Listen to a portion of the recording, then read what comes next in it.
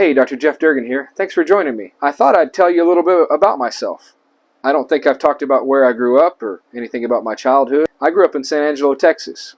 We weren't rich. We were actually poor. My dad was in the oil field when I was younger, like 5, 6. He made pretty good money as a roughneck. In the oil field, those guys make good money, but they work long hours. At one point, he weighed like 360. He's eating like 12 eggs a day and a pound of bacon. This is my mom's telling me. I've just seen pictures. It looked like he got stung by a bee. I don't know if you've ever seen that. There's a show where Martin Short gets stung by a bee and he's all puffed up. That's what my dad looked like. When I knew him, he weighed like 185, maybe 200. He said he was 6'2", but I think he was more like 6'1". But anyway, he got laid off. I guess he and another guy were carrying a big, heavy tank. And the story goes that the other guy dropped it and didn't tell my dad, so it somehow slipped a disc in his back. And they wanted to do back surgery, but my dad was scared of back surgery, or he did the research and decided that the results weren't that great. Instead, he opted to be in traction.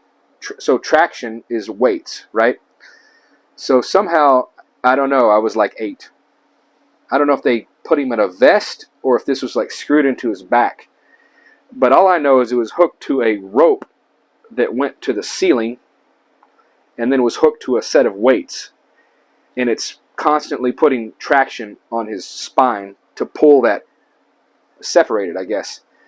And so I'd come home, and I'm a kid. Sometimes I'd be trying to get through the living room. He's in our living room, right? I'd bump the bed, or I might bump the rope, and my dad would scream and yell at me. I don't know, I'm a kid. Kids do stuff like that. But anyway, at some point, his back got better, and he was able to get up, and he didn't work in the oil field anymore. He got a job at a auto parts store, and went back to college and became a teacher. So most of my childhood, we were on free lunch, government cheese. Have you had government cheese? It is like the best cheese in the world. It comes in a box, and you open it up, and it is like some kind of American boxed block of cheese that is amazing. If they still made it, I'd buy it today, right? I don't know where to get it. If you know where to get it, please email me. Durgan the Surgeon, DurginTheSurgeon @gmail.com. Tell me where to get government cheese. Funny story about government cheese. The Wahlbergs, they have the restaurant Wahlburgers.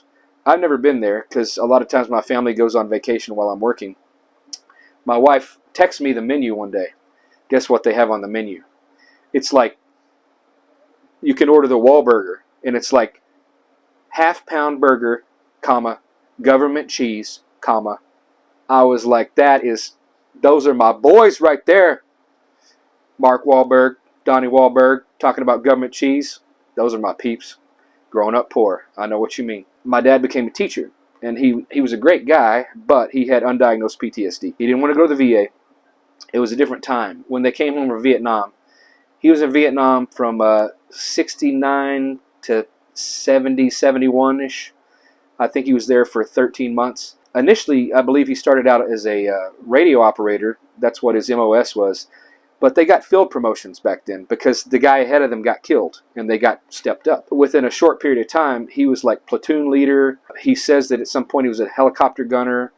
I remember seeing his Purple Heart. He says the helicopter got shot down and he carried one of his buddies to the aid station on a broken ankle, so he got a Purple Heart. I tried to get his DD-214, and it didn't say any of this. But I don't think my dad was a liar. I just think the military back then was so messed up that they didn't put it on there. Because, I mean, I saw his Purple Heart, and I know he got rid of it. He hated the military so much. If he knew that I joined the Army after he died, if he was in a grave, he would have rolled over, but we cremated him. So his ashes are somewhere doing a little dance because he would have been livid. But anyway, he had undiagnosed PTSD. So on the weekends, he would hit the bottle pretty hard.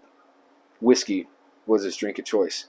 And so it's almost like on the weekends, the doors to our house shut and it became a little bit of a war zone. It's the only time he'd talk about his military experience. It's the only time he'd ever watch any kind of war movie. It was on the weekend when he was intoxicated. Sometimes our ritual was to go to Pizza Hut on Friday night, right? Sometimes the alcohol would kick in earlier rather than later. Sometimes he'd try to get in a fight at Pizza Hut. A couple times we left him in the car to sleep because he was bigger. We couldn't carry him in the house. My mom's like 5'3", and I'm 8. My brother's 12. We can't get him in the house. I have some really good memories of my dad. When I was 13, he quit drinking. He died when I was 23 or 24. So he had 10 very good years where he was an amazing man. But for most of my childhood, I didn't want to be around him. He tried to teach us. He wanted to teach us how to knife fight a lot with real knives. Yeah, not good when you're a kid being chased with a knife. That's why the most terrifying movie I've ever seen in my life was The Shining. So the premise is there's an alcoholic father figure chasing the family around with sharp objects. Scary, because that's what was going on at my house. We had bullet holes in the wall, bullet holes in the floor. I don't know how somebody didn't get shot in our house. I do know one time I came out and there was blood all over the place, and I was convinced that my mom had been stabbed by my dad, and he was like off burying her. You know what this little kid did? I went to my room. Yeah, I mean, that's just how it was. I didn't call for help. I didn't know who to call. The family lived down the street. I'm convinced they knew what was going on. My great aunt, my grandpa, but nobody intervened or did anything. I called them out at the funeral, and they were like, "I can't believe Jeffrey said that." Well, I can't believe you sat there for that many years and didn't do anything to take us out of that situation. But like I said, I'm not here to whine or cry about the whole thing. I'm fine. I mean, it made me the person I am today.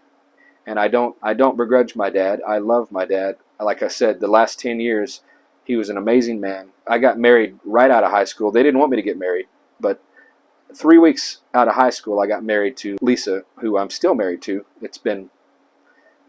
She's going to be mad. I don't remember, 28 years.